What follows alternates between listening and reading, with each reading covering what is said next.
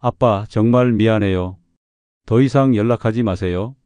그게 딸 수진이가 저에게 마지막으로 남긴 말이었습니다. 카톡 메시지 하나로 30년 부녀 관계가 끝나버렸어요. 안녕하세요. 저는 박종수입니다. 올해 68세가 되었고 지금은 월세 원룸에서 택배 상하차 일을 하며 하루하루를 버티고 있어요. 3년 전까지만 해도 구청에서 35년간 성실하게 근무한 공무원이었는데 말이에요. 딸을 위해서라면 뭐든 해주고 싶었어요. 사업에 번번이 실패하는 딸이 안쓰러워서 퇴직금 2억 5천만 원과 집까지 담보로 잡아 총 4억 원을 투자했죠. 온라인 쇼핑몰과 카페를 함께하는 복합 사업이었어요. 처음엔 정말 잘 됐어요. 한 달 매출이 3천만 원을 넘기도 했거든요. 하지만 욕심이 화를 불렀습니다. 무리한 확장, 쌓여가는 재고, 그리고 결국엔 모든 것을 잃었어요. 혹시 지금 자녀 사업을 도와주려고 고민하고 계신가요? 제 이야기를 먼저 들어보세요. 부모의 사랑이 어떻게 독이 될 수 있는지 말이에요. 본격적인 이야기 시작 전에 좋아요와 구독, 알림 설정 부탁드려요. 영상 제작에 큰 힘이 됩니다. 저는 1987년부터 2022년까지 35년간 구청 민원과에서 근무했어요. 처음에는 7급 공무원으로 시작해서 성실하게 일한 덕분에 5급 과장까지 승진할 수 있었습니다. 공무원이라는 직업이 화려하지는 않지만 안정적이고 보람도 있었어요. 특히 민원인들의 문제를 해결해 드릴 때의 기쁨은 말로 표현할 수 없었죠. 어려운 상황에 처한 시민들이 도움을 요청하면 밤늦게까지 관련 법규를 찾아보고 최선의 해결책을 찾아 드리려 노력했어요. 여보, 오늘도 늦었네요. 아내가 저녁상을 차려놓고 기다리며 말했어요. 미안해, 복잡한 민원이 있어서 좀 늦었어. 하지만 해결됐으니까 다행이야. 아내는 그런 저를 이해해주고 응원해줬어요. 그렇게 성실하게 일한 덕분에 퇴직할 때까지 큰 사고 없이 지낼 수 있었어요. 동료들 사이에서도 신뢰받는 사람이었고 후배들에게는 좋은 선배로 기억되고 싶었죠. 무엇보다 우리 가족을 위해서는 최선을 다했다고 자부했어요. 2022년 2월 드디어 퇴직하는 날이 왔어요. 35년간의 공직 생활을 마무리하는 순간이었죠. 동료들이 준비해준 퇴임식에서 받은 꽃다발과 기념품들을 보며 뭉클했어요. 종수야, 정말 고생 많았어. 이제 좀 편하게 쉬어. 동료들이 격려해줬어요. 고마워, 나도 참 즐거웠어. 여러분들과 함께 일할 수 있어서. 퇴직금으로는 2억 5천만 원을 받았어요. 35년 동안 꾸준히 적립한 금액이었죠. 집으로 돌아오는 길에 아내와 함께 미래 계획을 세웠어요. 여보, 이제 정말 우리만의 시간이 생겼네요. 그러게, 이제 여행도 다니고 취미생활도 해보자. 연금도 나오니까 큰 걱정은 없어. 하지만 그때 저희 마음 한구석에는 걱정이 하나 있었어요. 바로 딸 수진이 때문이었죠. 수진이는 32살이었는데 그동안 사업을 몇 번 시도했지만 번번이 실패했거든요. 대학 졸업 후에는 온라인 액세서리 쇼핑몰을 했는데 6개월 만에 문을 닫았고 그 다음에는 친구와 함께 카페를 열었지만 1년도 못 버텼어요. 그 후에는 프리랜서 디자이너로 일했지만 수입이 불안정했죠. 아빠, 저 정말 사업 감각이 없는 것 같아요. 수진이가 한숨을 쉬며 말했어요. 그런 소리 하지 마라. 실패는 성공의 어머니라고 하잖아. 다음엔 더 잘할 수 있을 거야. 저는 딸을 격려했지만 속으로는 걱정이 컸어요. 수진이는 어려서부터 꿈이 많았어요. 예술가가 되고 싶다고도 했고 사업가가 되고 싶다고도 했죠. 저는 딸의 꿈을 응원해주고 싶었어요. 공무원인 저와는 달리 더 큰 세상에서 활동하기를 바랐거든요. 하지만 현실은 만만하지 않았어요. 수진이가 시작하는 사업마다 제가 뒷바라지를 해줘야 했어요. 액세서리 쇼핑몰 할 때는 1천만 원, 카페 할 때는 2천만 원. 그때마다 저는 기꺼이 도와줬어요. 여보, 수진이를 너무 많이 도와주는 거 아닌가요? 아내가 걱정스럽게 말했어요. 자식인데 뭐. 우리가 안 도와주면 누가 도와주겠어. 게다가 이제 퇴직금도 있잖아. 하지만 계속되는 실패에 수진이의 자신감은 점점 떨어졌어요. 30이 넘어서도 변변한 직장 하나 없이 집에서 놀고 있는 딸을 보면 마음이 아팠어요. 다른 집 아이들은 다 결혼도 하고 안정된 직장에 다니는데 말이에요. 아빠, 저는 정말 아무것도 할 수 없는 사람인 것 같아요. 어느 날 수진이가 울먹이며 말했어요. 무슨 소리야? 넌 똑똑하고 능력도 있어. 단지 운이 따르지 않았을 뿐이야. 그때 저는 결심했어요. 딸에게 마지막으로 큰 기회를 주자고. 이번에는 제대로 된 사업을 할 수 있도록 충분한 자금을 지원해 주자고 말이에요. 퇴직금이 있으니까 가능한 일이었거든요. 어느 날 저녁 식사 시간에 수진이에게 말했어요. 수진아, 아빠가 퇴직금으로 내 사업을 제대로 도와줄까? 이번에는 충분한 자금으로 시작해보자. 수진이의 눈이 반짝이었어요. 정말요, 아빠? 하지만 너무 큰 돈인데. 괜찮아. 아빠가 35년 동안 모은 돈인데 딸을 위해 쓰는 거 당연하지. 그 말에 수진이는 눈물을 글썽이며 고마워했어요. 그날 밤 아내와 긴 대화를 나눴어요. 여보, 정말 퇴직금을 수진이 사업에 쓸 거예요? 응, 이번이 마지막 기회야. 제대로 도와주면 수진이도 성공할 수 있을 거야. 아내는 걱정스러운 표정이었지만 반대하지는 않았어요. 그렇게 저는 딸의 새로운 도전을 위해 2억 5천만 원의 퇴직금을 내놓기로 결심했어요. 하지만 그때는 몰랐어요. 이 결정이 우리 가족에게 어떤 결과를 가져올지 말이에요. 2022년 3월 수진이가 새로운 사업 아이디어를 들고 저를 찾아왔어요. 평소보다 훨씬 자신감 넘치는 모습이었습니다. 노트북을 펼치며 열정적으로 설명하기 시작했죠. 아빠, 이번엔 정말 확신이 서는 사업이에요. 온라인 쇼핑몰과 오프라인 카페를 결합한 복합 사업이거든요. 요즘 트렌드가 이런 거라고요. 수진이의 목소리에는 어떤 확신이 담겨 있었어요. 그래, 어떤 사업인지 자세히 설명해봐. 저는 호기심이 생겼어요. 그동안 수진이가 여러 번 사업에 실패했지만 이번에는 뭔가 다르게 느껴졌거든요. 준비도 철저해 보였고 말투에도 자신감이 넘쳤죠. 수진이는 화려한 프레젠테이션을 보여주기 시작했어요. 온라인으로는 여성 의류와 액세서리를 판매하고 오프라인 매장은 카페 겸 체험 공간으로 운영한다는 계획이었어요. 고객이 카페에서 커피를 마시면서 실제 상품을 보고 구매할 수 있다는 아이디어였죠. 요즘은 온라인과 오프라인을 연결하는 것이 트렌드예요. 특히 젊은 여성들이 좋아하는 스타일이고요. 카페에서 인스타그램 사진도 찍고 쇼핑도 하고 일석이조죠. 수진이의 설명을 들으며 머릿속에 여러 생각이 스쳐 지나갔어요. 이전보다 훨씬 구체적이고 현실적으로 보이는데, 그리고 온라인과 오프라인을 결합한다는 아이디어도 새로웠죠. 그런데 초기 자금이 얼마나 필요할까? 매장 보증금과 인테리어비, 초기 재고 구입비, 온라인 쇼핑몰 구축비까지 합치면 대략 1억 5천만 원 정도 필요해요. 수진이가 조심스럽게 말했어요. 1억 5천만 원. 퇴직금 2억 5천만 원에서 대부분을 차지하는 금액이었지만 그래도 감당할 수 있는 범위였어요. 무엇보다 이번에는 수진이가 정말 열심히 준비한 것 같았거든요.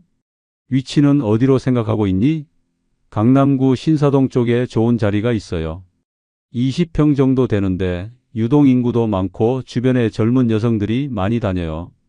임대료는 월 200만 원 정도고요. 강남이면 확실히 좋은 위치지. 하지만 임대료가 좀 부담스럽네. 처음에는 조금 부담스럽지만 매출이 나오기 시작하면 충분히 감당할 수 있어요. 온라인 쇼핑몰 매출까지 합치면 월 3천만 원 정도는 가능할 것 같아요. 월 3천만 원이라니 정말 가능할까? 수진이는 자신만만하게 고개를 끄덕였어요. 요즘 온라인 쇼핑몰 시장이 정말 크거든요. 특히 여성 의류 쪽은 경쟁이 치열하지만 그만큼 수요도 많아요. 그때 주방에서 우리 대화를 듣고 있던 아내가 거실로 들어왔어요. 아내의 표정이 심상치 않았습니다. 여보, 잠깐 이야기 좀 할까요? 아내가 저를 부엌으로 불렀어요. 수진아, 잠시만. 저는 아내를 따라 부엌으로 갔습니다. 당신 정말 그 돈을 수진이 사업에 다 쏟아부을 생각이에요? 지금까지 수진이가 시작한 사업들이 어떻게 됐는지 기억 안 나요? 아내의 목소리에는 걱정과 불안이 가득했어요. 이번엔 다르게 보여. 준비도 철저하고 아이디어도 좋고, 게다가 온라인과 오프라인을 결합한다니 성공할 가능성이 높아 보이잖아. 하지만 1억 5천만 원이에요. 우리 퇴직금 대부분인데. 괜찮아. 수진이가 성공하면 그보다 훨씬 많이 벌 수 있어. 그리고 이번이 정말 마지막이야. 제 말에 아내는 고개를 저었어요. 여보, 우리가 온라인 쇼핑몰을 해본 적이 있어요? 카페 사업을 해본 적이 있나요? 우리 나이에는 연금 받는 게 제일 안전하다고 했잖아요. 아내의 말이 일리는 있었어요. 하지만 저는 이번에는 수진이가 성공할 거라고 믿었어요.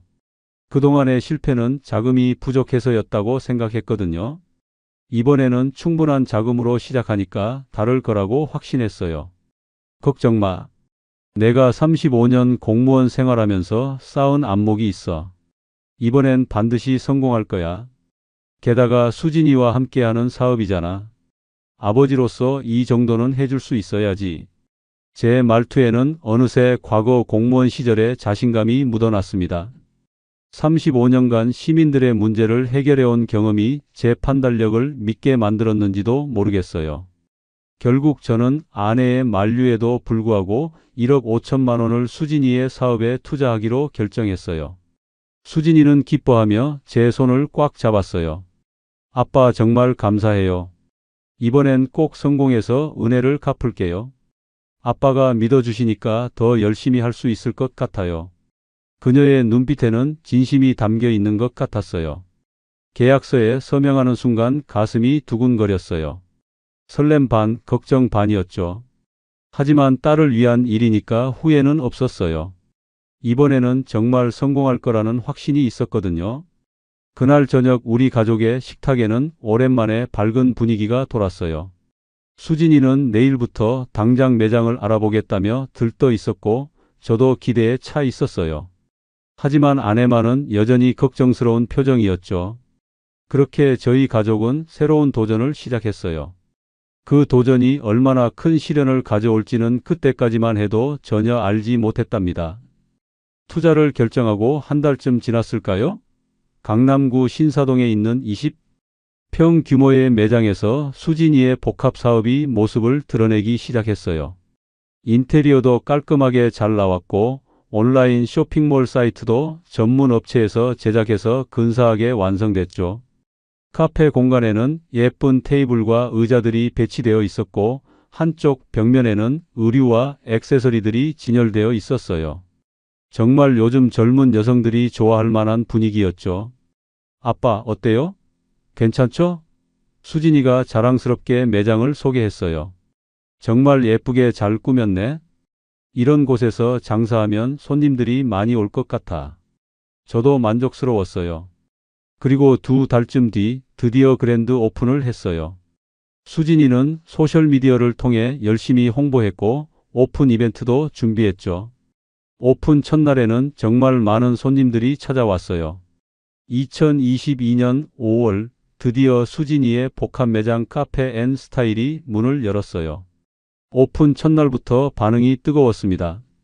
인스타그램에 올린 매장 사진이 화제가 되면서 젊은 여성 고객들이 줄을 서서 찾아왔어요. 아빠, 오늘 매출이 150만 원이에요. 수진이가 신나서 전화를 걸어왔어요. 정말? 첫날 치고는 대단한데? 저도 기뻤어요. 역시 내 판단이 틀리지 않았구나 싶었죠. 오픈 첫 주 매출이 800만 원을 기록했어요. 카페 매출이 300만 원, 온라인 쇼핑몰 매출이 500만 원이었죠. 이 추세라면 월 3천만 원도 가능해 보였어요. 여보, 수진이 사업이 정말 잘 되는 것 같아요. 아내에게 자랑스럽게 말했어요. 다행이네요. 그런데 너무 성급하게 판단하지는 말아요. 아직 시작일 뿐이잖아요. 아내는 여전히 신중한 반응이었어요. 하지만 저는 이미 확신에 차 있었어요. 수진이가 매일 전화로 매출 현황을 알려줬는데 정말 놀라웠거든요. 둘째 주 매출 900만 원, 셋째 주 매출 1,200만 원. 계속 상승세였어요. 특히 온라인 쇼핑몰의 성장세가 눈에 띄었어요. 카페에서 실제 상품을 보고 온라인으로 주문하는 고객들이 늘어났고 소셜미디어를 통한 홍보 효과도 컸어요. 인플루언서들이 매장을 방문해서 포스팅을 올리기도 했죠. 아빠, 이번 달 매출이 2,500만 원 넘을 것 같아요. 수진이의 목소리에는 자신감이 넘쳤어요. 정말 대단하다. 이 정도면 성공이라고 할 수 있겠어. 저도 뿌듯했어요. 매장을 직접 보러 갔을 때의 감동은 지금도 기억납니다. 오후 시간인데도 카페에는 손님들이 가득했고 진열된 옷들을 구경하는 사람들도 많았어요. 정말 활기찬 분위기였죠. 수진이는 직원 3명을 고용했어요. 카페 운영을 담당하는 바리스타 2명과 온라인 쇼핑몰 관리를 도와주는 직원 1명이었죠. 모두 젊고 열정적인 친구들이었어요. 아빠, 직원들도 정말 열심히 해줘요. 덕분에 제가 온라인 쇼핑몰 운영에 더 집중할 수 있어요. 수진이가 만족스러워 했어요. 좋구나. 사람이 제일 중요한 거야. 2022년 6월 매출은 정말 놀라웠어요. 총 3,200만 원을 기록한 거예요. 카페 매출 1천만 원, 온라인 쇼핑몰 매출 2,200만 원. 처음 목표했던 3천만 원을 넘어선 거였죠. 주변 지인들에게도 자랑했어요. 퇴직한 공무원 동료들을 매장에 초대해서 수진이가 직접 만든 커피를 대접했어요. 다들 부러워했습니다. 종수야, 정말 대단해. 우리는 그저 연금이나 받고 있는데 넌 벌써 딸과 함께 성공적인 사업을 시작했구나. 그런 말을 들을 때마다 가슴이 벅차올랐어요. 특히 아내에게 봐요. 내 판단이 옳았잖아요 라고 말할 때는 약간의 득의 양양함도 있었답니다. 처음에는 반대했던 아내도 이제는 수진이의 성공을 인정하는 분위기였어요. 수진이는 더 큰 꿈을 이야기했어요. 아빠, 이 사업이 안정되면 다른 지역에도 매장을 낼 수 있을 것 같아요. 프랜차이즈로 확장하는 것도 가능하고요. 몇 년 후면 정말 큰 사업이 될 수 있을 거예요. 그 말을 들으며 저도 모르게 웃음이 나왔어요. 벌써 승승장구하는 미래가 그려지는 듯 했으니까요. 하지만 그때까지만 해도 저는 몰랐어요. 성공이 가져오는 함정에 대해서 말이에요. 2022년 7월 수진이가 처음으로 걱정스러운 이야기를 꺼냈어요. 아빠, 온라인 쇼핑몰 주문이 너무 많이 들어와서 재고가 부족해요. 더 많이 주문해야 할 것 같은데 자금이 좀 부족해요. 얼마나 부족한데? 대략 3천만 원 정도요. 여름 시즌 상품들을 대량으로 주문해야 하는데 카페 운영비랑 직원 월급까지 빼고 나면 부족해요.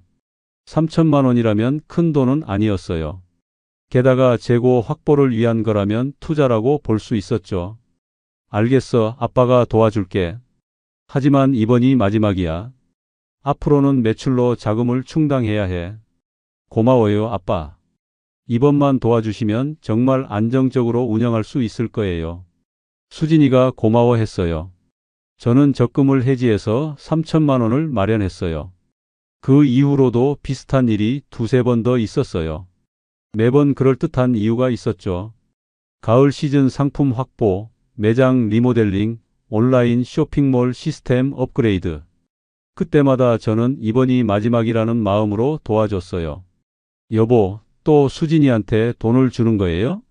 아내가 걱정스럽게 물었어요. 사업이 잘 되고 있으니까 괜찮아. 조금만 더 도와주면 완전히 자리 잡을 거야.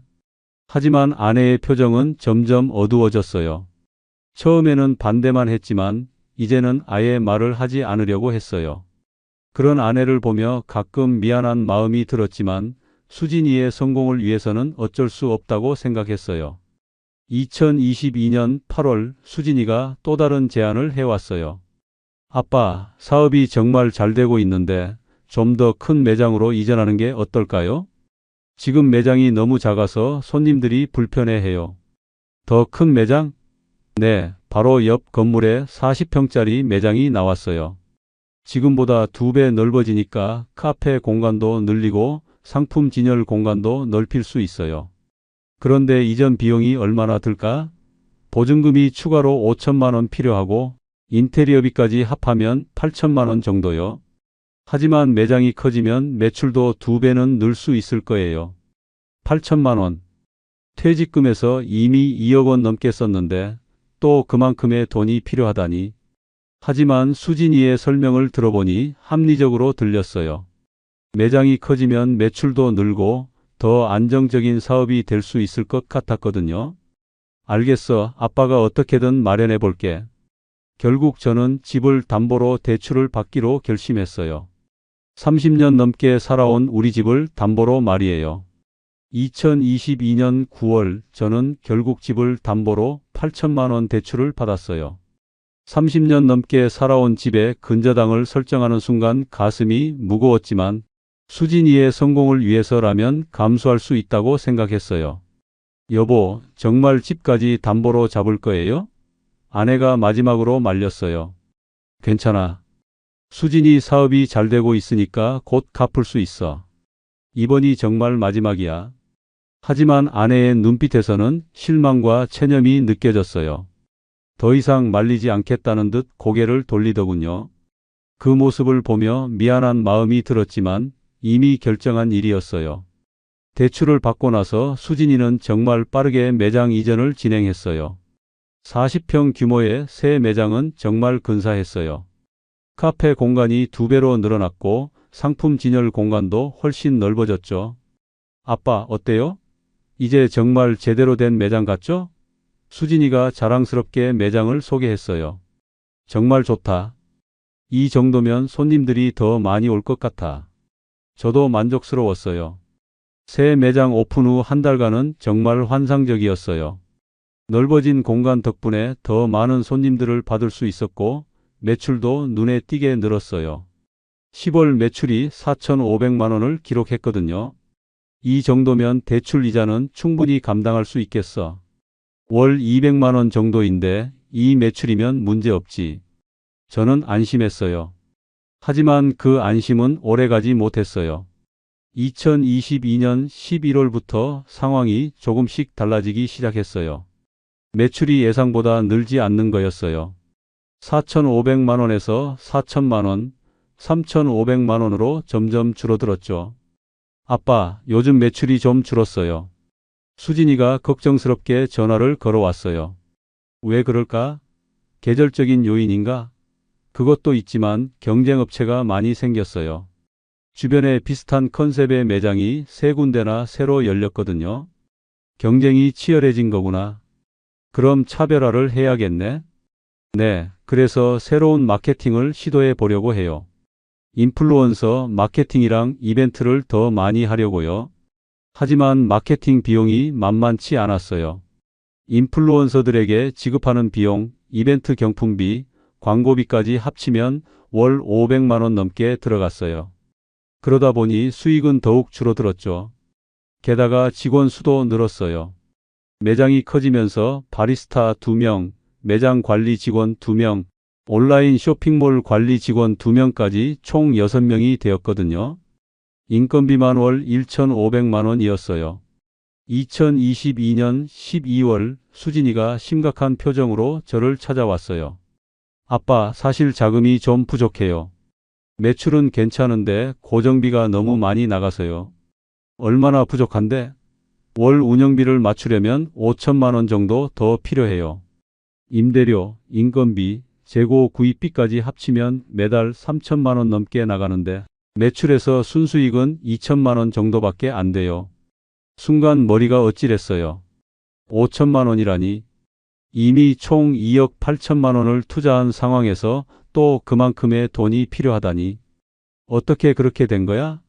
매출이 좋다고 하지 않았어? 초기에는 정말 좋았어요.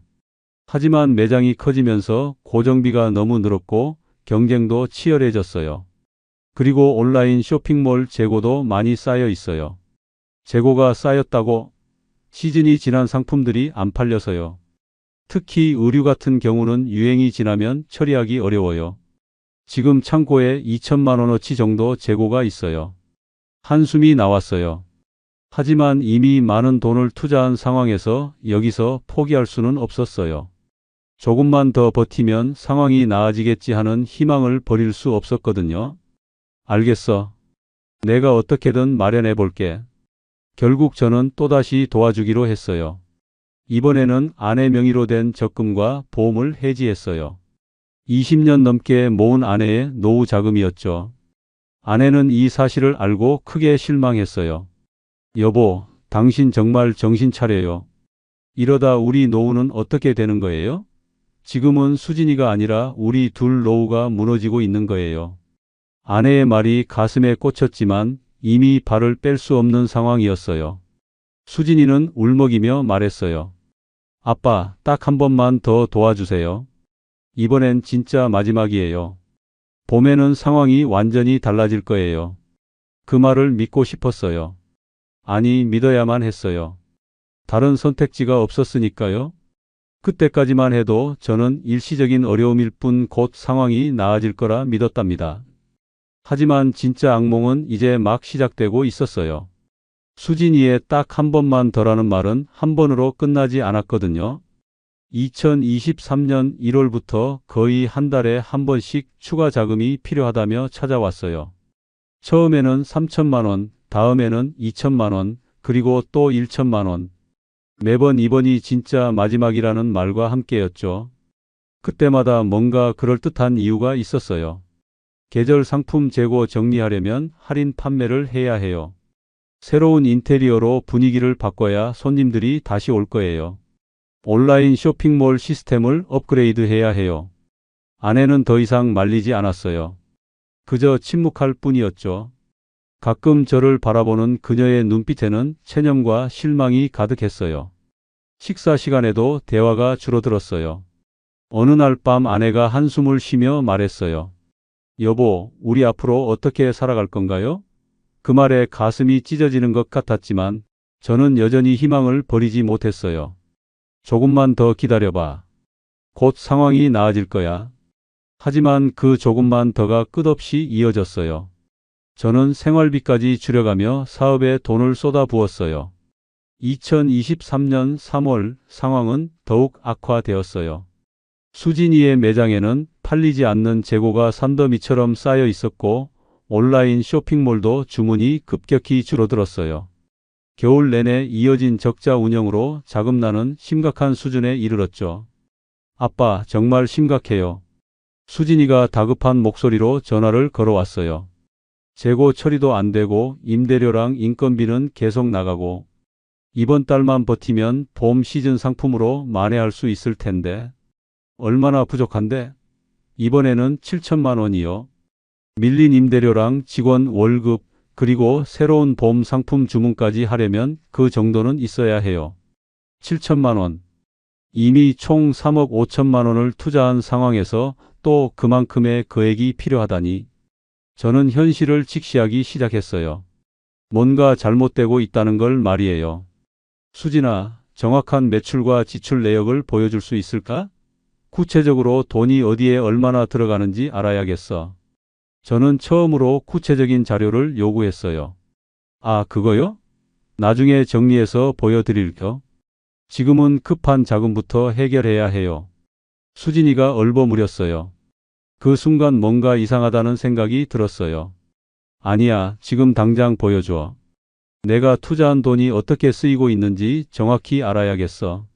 제가 단호하게 말하자 수진이는 당황한 기색을 보였어요. 그게.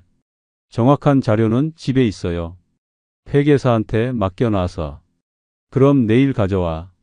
더 이상 돈을 주기 전에 정확한 현황을 알아야겠어. 다음 날 수진이가 가져온 자료를 보고 충격을 받았어요. 매출은 제가 알고 있던 것보다 훨씬 적었고 지출은 훨씬 많았어요. 특히 마케팅비와 인건비가 매출 대비 과도하게 높았죠.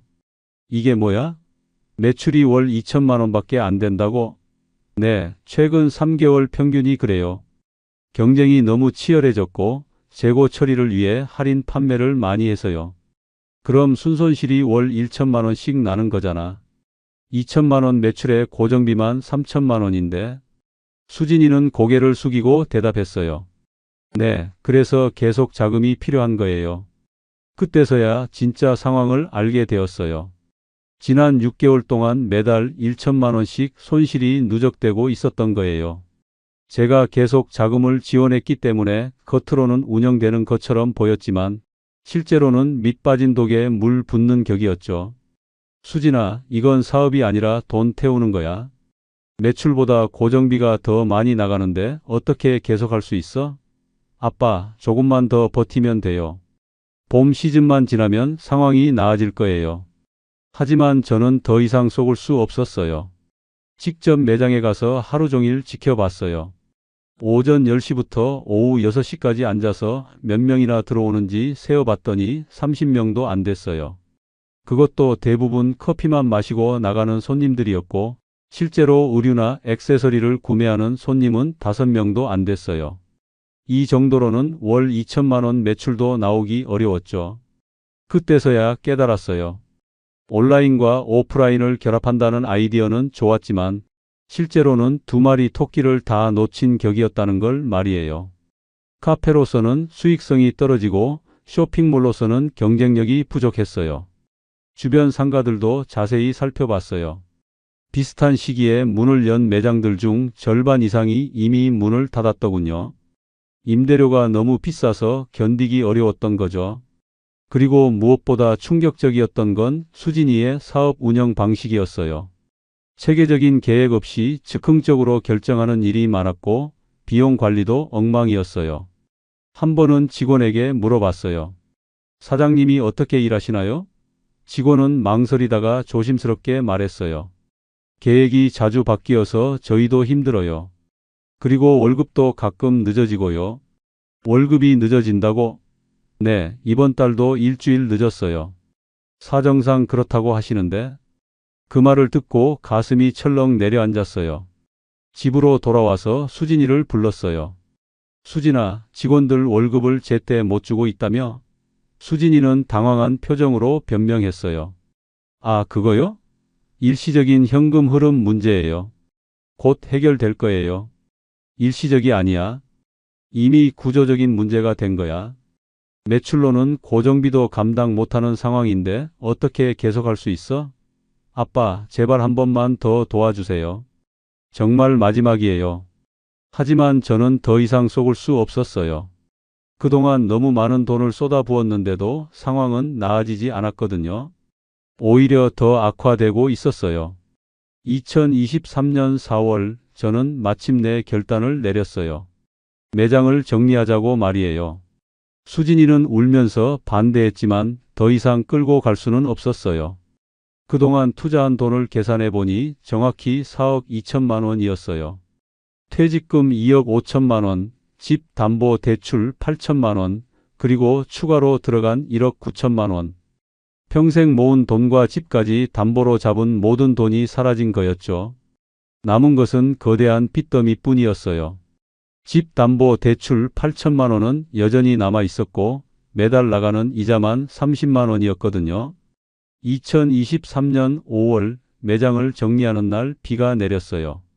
마치 하늘도 우리의 실패를 슬퍼하는 것 같았습니다. 40평 매장에 가득했던 재고들은 대부분 원가의 10분의 1도 안 되는 가격으로 처분해야 했어요. 2천만 원어치 의류 재고를 200만 원에 팔았고 카페 장비들도 중고가로 처분했어요. 결국 모든 걸 정리하고 나니 손에 남은 건 300만 원 뿐이었어요. 4억 2천만 원을 투자해서 300만 원만 건진 셈이었죠. 아빠, 정말 죄송해요. 수진이가 눈물을 흘리며 말했어요. 제가 다 잘못했어요. 그동안 정말 고생 많으셨는데 저도 말을 잇지 못했어요. 화가 나기보다는 허탈했거든요. 괜찮아. 우리가 함께 선택한 일이니까. 하지만 속으로는 억장이 무너져 내리고 있었어요. 평생 성실하게 모은 돈이 1년 반 만에 모두 사라져 버렸으니까요. 집으로 돌아오는 길, 차 안에서 아내와 저는 말없이 앉아 있었어요. 무슨 말을 해야 할지 알 수 없었거든요. 아내는 창밖을 바라보며 한숨만 쉬고 있었어요. 집에 도착해서 현실을 직시해야 했어요. 집 담보 대출 8천만 원에 대한 월 이자가 30만 원씩 나가는데 제 연금은 월 90만 원뿐이었어요. 생활비까지 고려하면 이자도 제대로 갚기 어려운 상황이었죠. 여보, 이제 정말 어떻게 해야 할까요? 아내가 절망적인 목소리로 물었어요. 일자리를 찾아야겠어. 63이지만 할 수 있는 일이 있을 거야. 하지만 제 목소리에도 확신은 없었어요. 다음 날부터 일자리를 찾아 나섰어요. 63이라는 나이에 새로운 일을 구하는 것은 쉽지 않았어요. 경비원, 청소, 택배 분류 등 할 수 있는 모든 일에 지원했지만 번번이 거절당했어요. 나이가 너무 많으세요. 젊은 사람을 선호합니다. 경력이 맞지 않아요. 거절 이유는 다양했지만 결과는 같았어요. 한 달 넘게 구직 활동을 했지만 성과가 없었어요. 그러던 중 택배 상하차 일자리를 구할 수 있었어요. 하루 8시간, 월급 120만 원짜리 일이었어요. 몸은 힘들었지만 선택의 여지가 없었죠. 첫 출근 날 새벽 5시에 일어나 택배 센터로 향했어요. 무거운 택배 상자들을 날라야 하는 일이었는데 35년간 사무직으로 일했던 몸에는 너무 버거웠어요. 그래도 참고 견뎠어요. 월 대출 이자 30만 원은 반드시 갚아야 했거든요. 하지만 120만 원에서 이자 30만 원을 내고 나면 생활비로 쓸 수 있는 돈은 90만 원뿐이었어요. 아내도 마트에서 계산원 일을 시작했어요. 시급 9,500원에 하루 5시간씩 일했어요. 63가 넘은 나이에 처음 하는 일이라 적응하기 힘들어 했어요. 우리 부부가 한 달에 벌어들이는 돈은 겨우 170만 원 정도였어요. 여기서 대출 이자 30만 원을 빼면 실제 생활비는 140만 원. 정말 빠듯했어요. 그런 생활이 석 달쯤 지났을 무렵 수진이에게서 연락이 왔어요. 오랜만에 얼굴을 보자고 하더군요. 카페에서 만났는데 수진이는 새로운 사업을 준비하고 있다고 했어요. 아빠, 이번에는 정말 확실한 사업이에요. 온라인 화장품 쇼핑몰인데 투자금도 많이 안 들고 수익성도 좋아요. 수진이가 또다시 사업 이야기를 꺼내는 순간 저는 화가 치밀어 올랐어요. 수진아, 너 지금 무슨 소리 하는 거야? 우리가 지금 어떤 상황인 줄 알아? 아빠는 63세 택배 나르고 있고 엄마는 마트에서 계산대에 서고 있어. 이 모든 게 누구 때문인데 또 사업 이야기를 하고 있어? 제 목소리가 커지자 주변 사람들이 쳐다봤어요. 수진이는 당황한 표정으로 말했어요. 아빠, 그래서 이번에 성공해서 다 갚아드리려고 하는 거예요. 기회를 한 번만 더 주세요. 기회를 한 번만 더? 너는 벌써 몇 번의 마지막 기회를 가져갔는데 더 이상은 안 돼. 나한테는 더 이상 줄 돈도 없어. 수진이의 눈에서 눈물이 흘렀지만 저는 더 이상 마음이 흔들리지 않았어요. 그날 이후로 수진이와의 관계가 급속히 악화되었어요. 수진이는 제가 자신을 믿어주지 않는다며 서운해했고 저는 아직도 현실을 모르는 딸이 답답했어요. 2023년 9월 더 큰 문제가 생겼어요. 대출 이자를 석 달째 연체하게 된 거예요. 택배 일도 몸이 힘들어 그만둘 수밖에 없었고 수입이 더욱 줄어들었거든요. 은행에서 독촉 전화가 오기 시작했어요.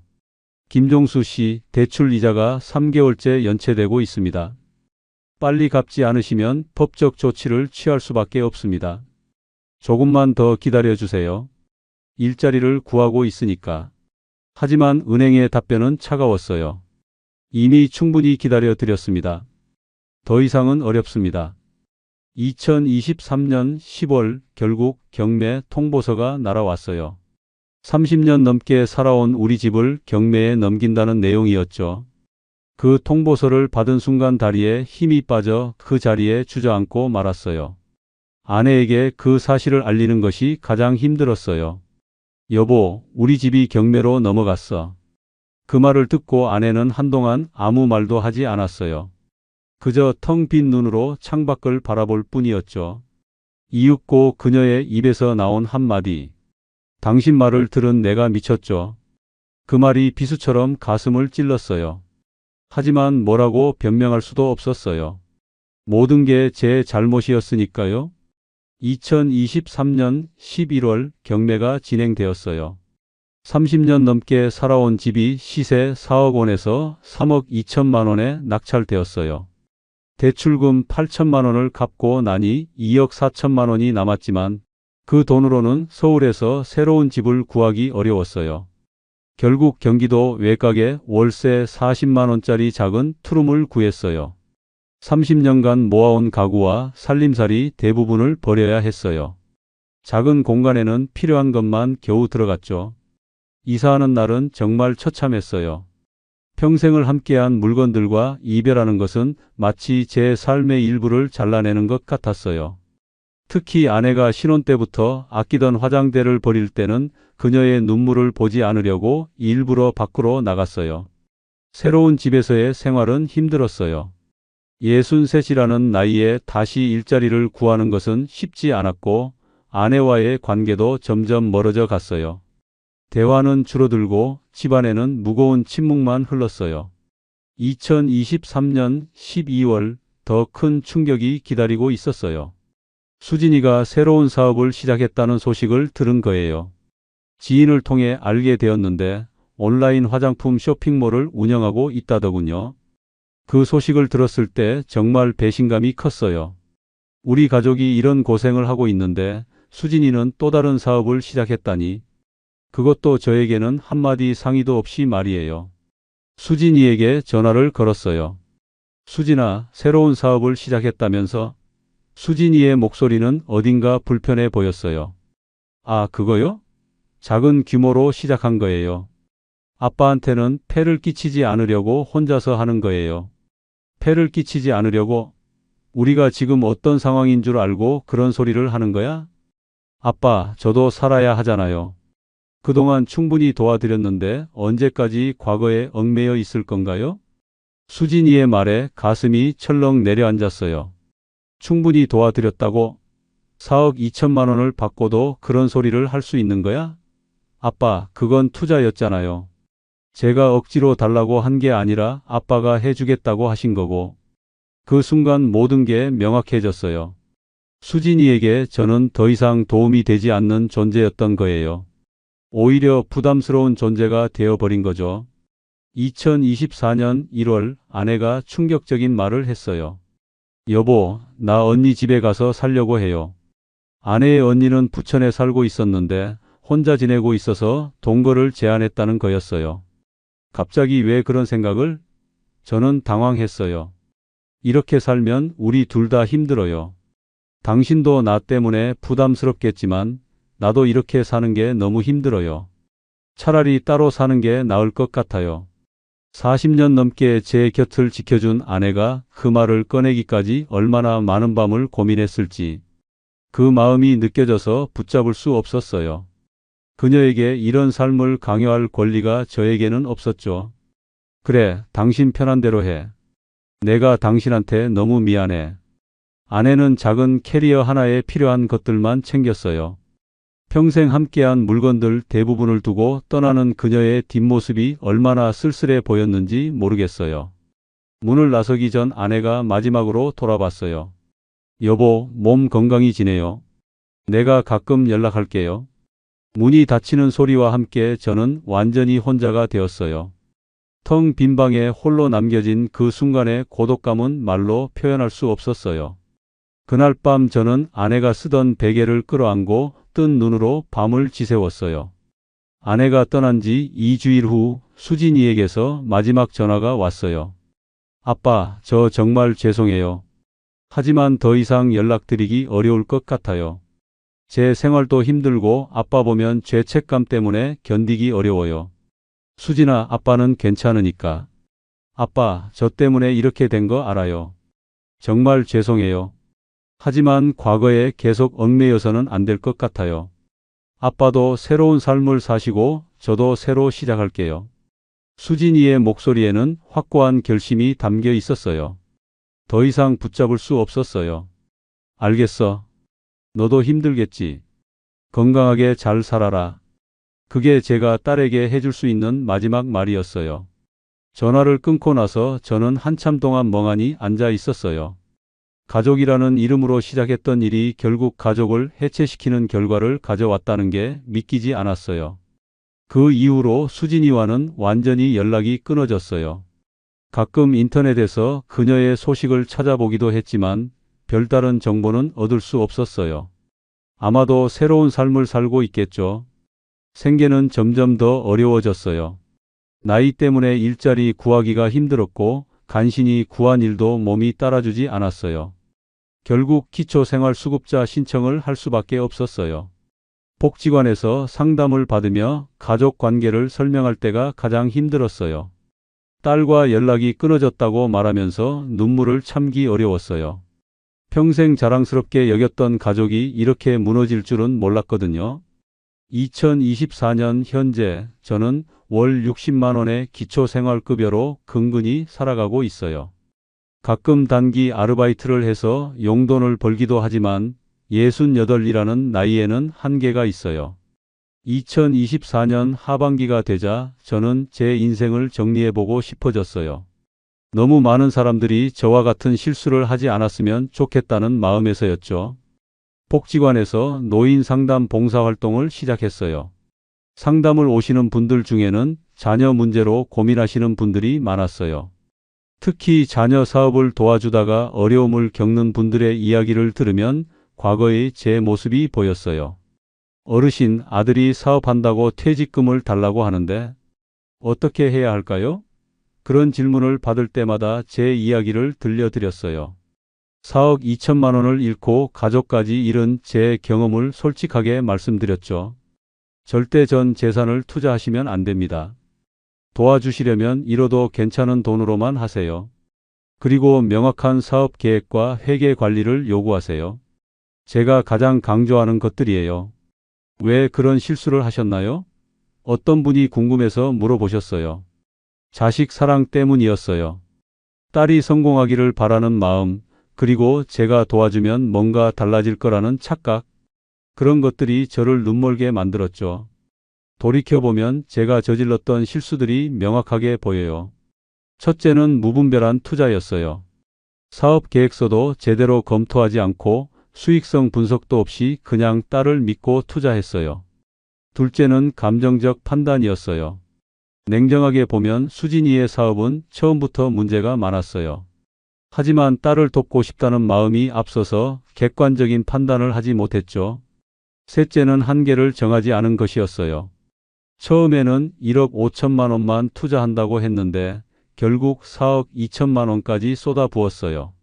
선을 정해놨다면 이렇게까지 되지는 않았을 거예요. 넷째는 전문가 조언을 구하지 않은 것이었어요. 회계사나 사업 컨설턴트에게 조언을 구했다면 문제점을 미리 발견할 수 있었을 텐데 그런 걸 생각하지 못했어요. 가끔 생각해봐요. 만약 제가 그때 퇴직금을 연금으로 받았다면 어땠을까? 월 90만 원이지만 평생 받을 수 있었을 테니까 지금보다는 훨씬 나은 생활을 하고 있었을 거예요. 아내와도 함께 살고 있었을 테고 수진이와의 관계도 이렇게까지 악화되지는 않았겠죠. 하지만 후회해봤자 소용없는 일이에요. 이미 지나간 일이니까요. 요즘은 작은 것에도 감사할 줄 아는 법을 배웠어요. 기초생활급여 덕분에 굶지 않고 살 수 있다는 것, 작은 방이지만 지붕 있는 집에서 잘 수 있다는 것, 이런 것들이 얼마나 소중한지 깨달았어요. 복지관에서 다른 어르신들과 나누는 대화도 위로가 되어요. 다들 각자의 사연을 가지고 계시지만 서로를 격려하며 살아가고 있어요. 어떤 면에서는 과거보다 더 진실한 관계들을 만들어가고 있는 것 같아요. 아내와는 한 달에 한두 번 안부 전화를 주고받아요. 서로 건강하게 지내고 있다는 소식을 들으면 다행이라는 생각이 들어요. 비록 함께 살지는 못하지만 그래도 안녕하다는 걸 아는 것만으로도 위로가 되거든요. 수진이에 대해서는 더 이상 원망하지 않기로 했어요. 물론 서운하고 아픈 마음이 완전히 사라진 건 아니지만 그 아이도 나름대로 살아가고 있을 거라고 생각해요. 언젠가는 다시 만날 날이 올지도 모르죠. 요즘 제가 가장 보람을 느끼는 일은 복지관 상담 봉사예요. 제 실패 경험이 다른 분들에게 도움이 된다는 걸 알 때 정말 뿌듯해요. 실패가 헛되지 않았다는 생각이 들거든요. 어떤 분은 상담 후에 이런 말씀을 해 주셨어요. 어르신 덕분에 성급한 결정을 하지 않게 됐어요. 정말 고맙습니다. 이런 말을 들을 때마다 제 경험이 누군가에게는 값진 교훈이 되고 있다는 걸 느껴요. 지금 이 글을 읽고 계신 분들께도 꼭 말씀드리고 싶어요. 자녀를 도와주는 것은 아름다운 일이지만 자신의 노후를 완전히 포기하는 것이어서는 안 돼요. 도와주시려면 명확한 한계를 정하고 전문가의 조언을 구하세요. 특히 퇴직금 같은 노후 자금은 함부로 투자하면 안 돼요. 연금으로 받는 게 훨씬 안전해요. 한 번에 큰 돈을 벌겠다는 욕심보다는 꾸준하고 안정적인 수입이 더 중요하다는 걸 깨달았어요. 그리고 가족 간의 경제적 지원에는 반드시 투명성이 있어야 해요. 막연한 믿음보다는 구체적인 계획과 점검이 필요해요. 사랑한다고 해서 모든 걸 맡길 수는 없거든요. 매일 아침 저는 작은 창문으로 들어오는 햇살을 맞으며 하루를 시작해요.